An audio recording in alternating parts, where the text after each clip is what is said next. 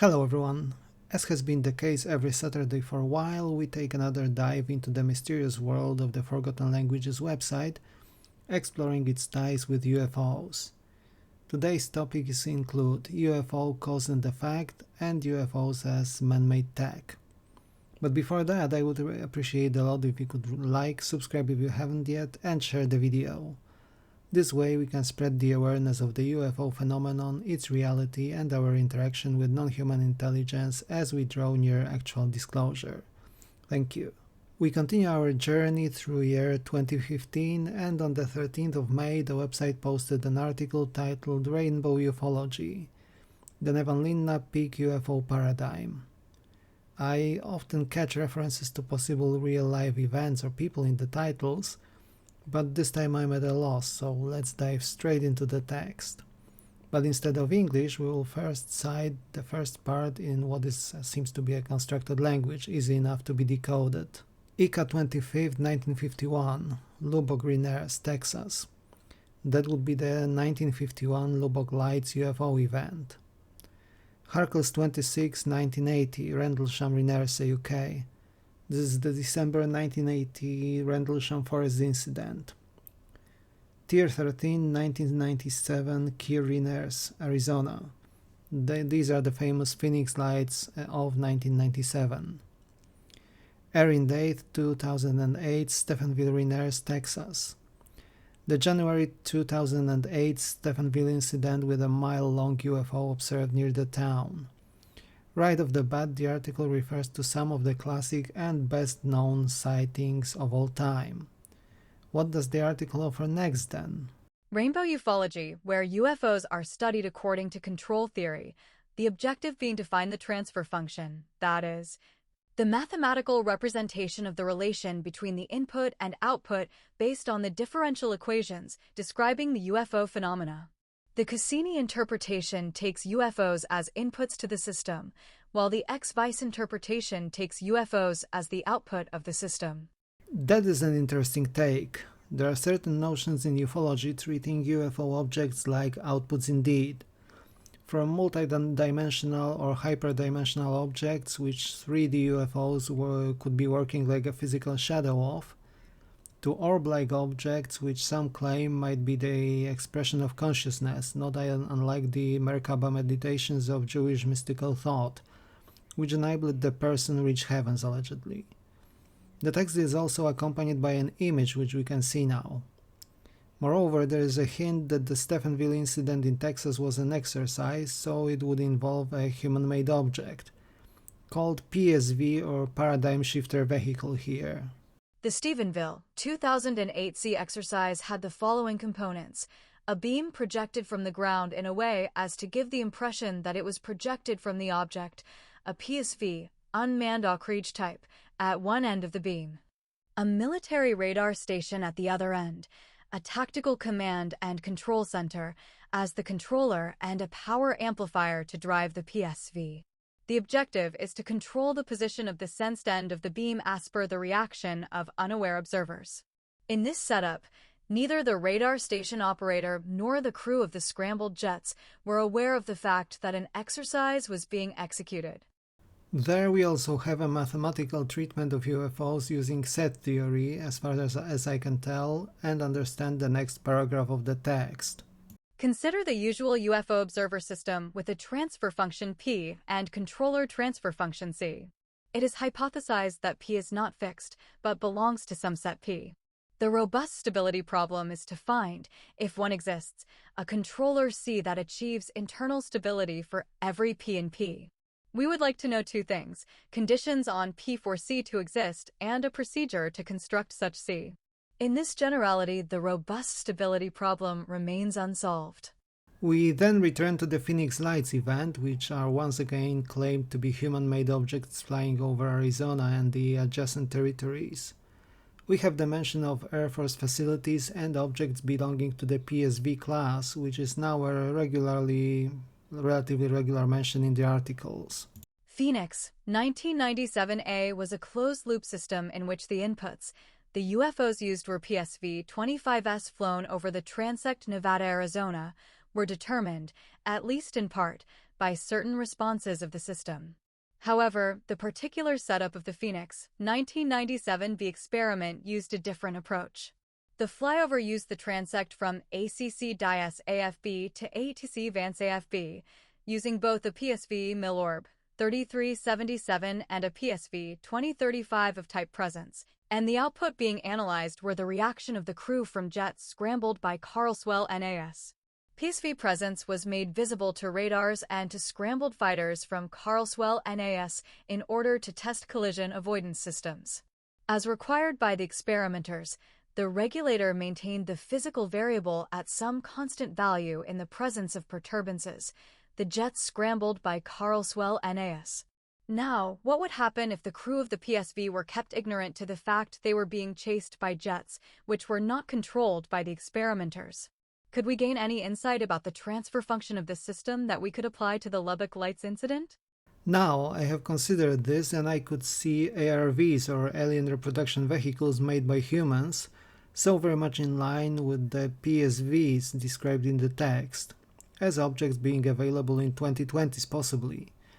2008 might be doable, 1997 questionable, but I bet that there was no such technology available as early as the Lubbock Lights of 1951 or the famous 1947 or 52 UFO flaps observed in so many places, and resulting in events like the all-time most famous Roswell incident.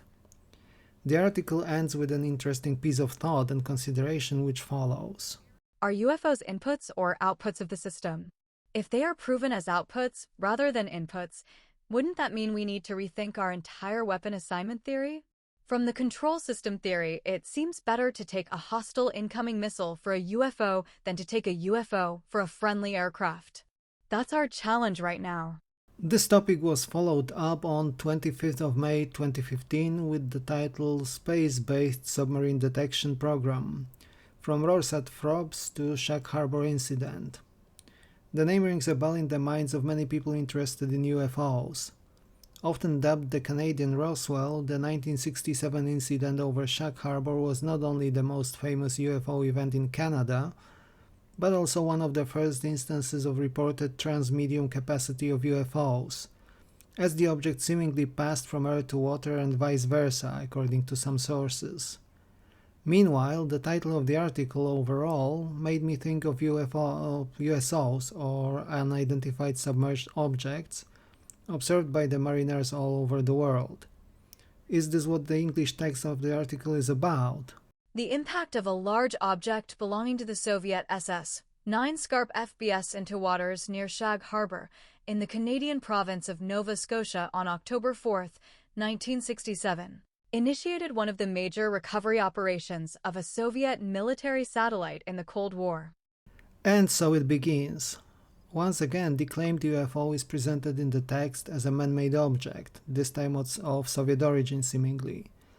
If true, the incursion into the Canadian airspace might have been more significant than the famous U-2 airplane crash over the USSR a few years prior to the Shag Harbour incident. The first Soviet USA Rorschach spacecraft was Cosmos 198 that was launched from Baikonur LC-90/19 at 11:28 UT on December 27, 1967 by Tsiklan 2A. It entered an orbit at 266 to 270 kilometers with a period of 89.86 minutes and moved to the high orbit late on December 28 after 21 revolutions. The first available element set for the high orbit is valid for the afternoon of December 29th with altitudes 895 to 951 kilometers. This spacecraft caused a lot of confusion in the Kettering group since the TASS announcement said it transmitted on 19.365 MHz, the same frequency given for the failed lunar probe Cosmos 111, launched in the spring of 1966. We heard no signals from either of but because of the frequency similarity, we thought Cosmos 198 was related to the lunar program, and we were nor alone in thinking so, but the problem of Cosmos 198 continued to bother us. It would seem that the Soviet side also had an advanced spacecraft project, not unlike the US. And it is to reason that such a project would involve not only the exoteric part known to those outside of the military, but also black budget programs known to the insiders only. We also have a direct reference to the Shag Harbour event itself. On October 2, 1967, they launched what initially looked like a standard Warsat satellite. After 2 days, the satellites suddenly separated, as expected by us. The test submarine was located off Canada, in the vicinity of Nova Scotia, outside Canadian waters. A malfunction took the satellite off orbit, and we could track it by monitoring the active radar pulses of its Seekan track module. The satellite was flying, almost grazing the upper atmosphere. To our surprise, and to the desperation of the Soviets, it was heading into Canadian territory. While we can already conclude that these objects, if they were indeed Soviet-made, were tracked and observed by the US or North American military, another paragraph provides an alleged direct confirmation of such observations going back to mid to late 1960s. We had collected enough data about the FOBS SS-9 from previous tests on July 17th and September 19th. However, while those objects were launched from Ukraine and the Volga Valley, the October 2 vehicle was launched from the easternmost site in the USSR. The west-to-east path made the failed Warsat to cross Canada and finally impact near Shag Harbour. We were probably conditioned by the events on July 2, 1967, when Vela 4 and Vela 3 satellites detected a flash of gamma radiation unlike any known nuclear weapons signature. Actually, we were really concerned on the possibility the Soviets were implementing new orbital weapons unknown to us. Ufology is widely known for many instances of veiled misinformation, disinformation, and secrets hidden both in plain sight and within other secrets. It keeps me thinking how much not just of what we know is true and how much is fake, but also how many of all the sightings, all the observations and so on involve actual human and most likely military tech, and how much of that is bona fide non-human involvement. I personally presume it's a mix of both, with probably equal measures, at least as far as the sightings classified as actually anomalous are concerned. Not just us, regular people, but also military service people would be quite confused, despite all their training, if we consider, for example, someone serving in field artillery presented with objects of seemingly unnatural capabilities. The text of the article is much longer than that. There is a massive section posted in English which I will read at the end of the video.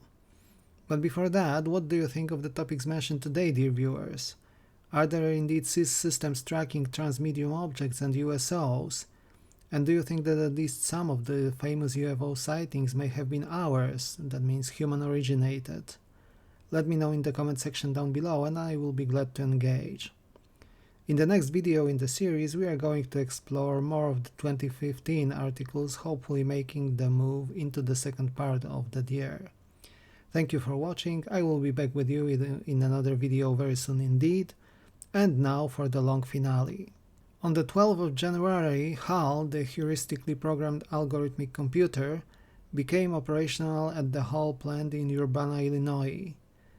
A series of experiments consisted of testing new spread spectrum techniques by communicating with a submarine located somewhere close to Nova Scotia, I think it was Halifax, while having HAL to perform the signal classification.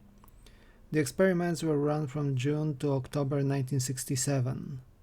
They sent signals using these new spread spectrum techniques, and the submarines were instructed to decode them and send back a pulsed signal following a pre-specified modulation scheme.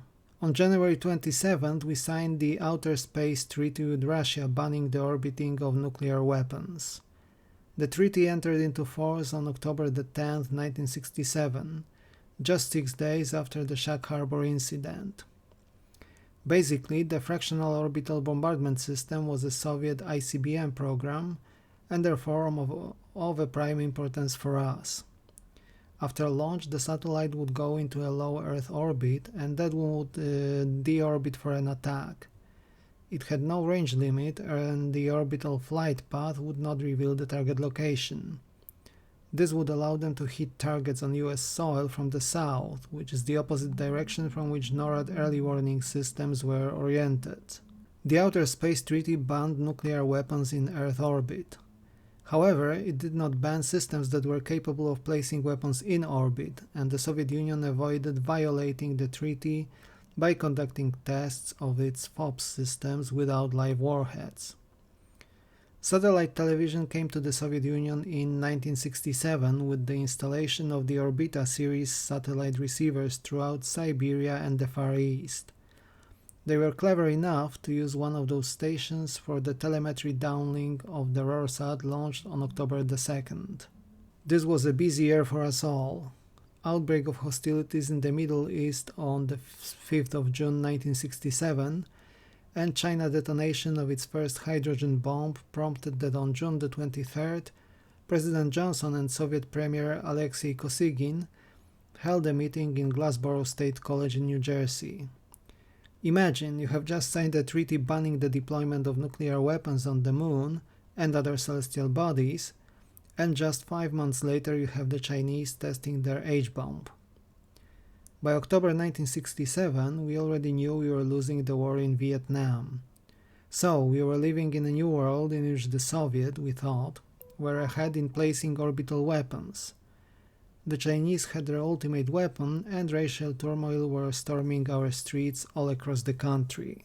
To complicate things, our Vela satellites were reporting the existence of gamma-ray bursts, GRBs, now recognized as the most violent events in the universe, though by then we were fully convinced they were originated by Soviet new orbital weapons.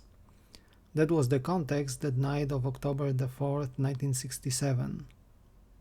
On September 8, 1967, an accident on board the first Soviet nuclear submarine K-3 Leninsky Komsomol killed 39 people during a combat mission in the Norwegian Sea. On the 25th of December 1967, a report from the US naval base at Rota, Spain, claimed that the Soviet November-class nuclear-powered attack submarine had to be towed in the Barents Sea. We were face to face with a Soviet submarine in the Nova Scotia waters. A submarine hellbent decided not to allow us to recover whatever was left from the Rorsat probes in Canadian waters. For about 1 month, tension grew to unbearable limits.